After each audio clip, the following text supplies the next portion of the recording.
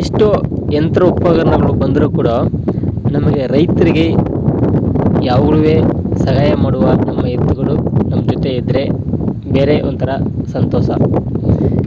ಈಗ ನೋಡಿ, ಲೈಟಾಗಿ ಮಳೆ ಬಿದ್ದಿತ್ತು, ಅದರಲ್ಲಿ ರಾಗಿ ಬಿತ್ಬಿಟ್ಟು ಈಗ ಸಾಲು ಬಿಡ್ತಾ ಇದ್ದಾರೆ. ಇದೇ ನಮ್ಮ ರೈತರ ಜೀವನ. ಸ್ವಲ್ಪ ಲೈಟಾಗಿ ಮಳೆ ಬಿದ್ದರೆ ಸಾಕು, ಬಿತ್ತನೆ ಮಾಡೋಕ್ಕೆ ಶುರು ಮಾಡ್ಕೊಳ್ತಾರೆ. ರೈತರಿಗೆ ಒಂದು ಸಪೋರ್ಟ್ ಮಾಡಿ, ಲೈಕ್ ಮಾಡಿ, ಶೇರ್ ಮಾಡಿ. ಎಲ್ಲರಿಗೂ ಧನ್ಯವಾದಗಳು.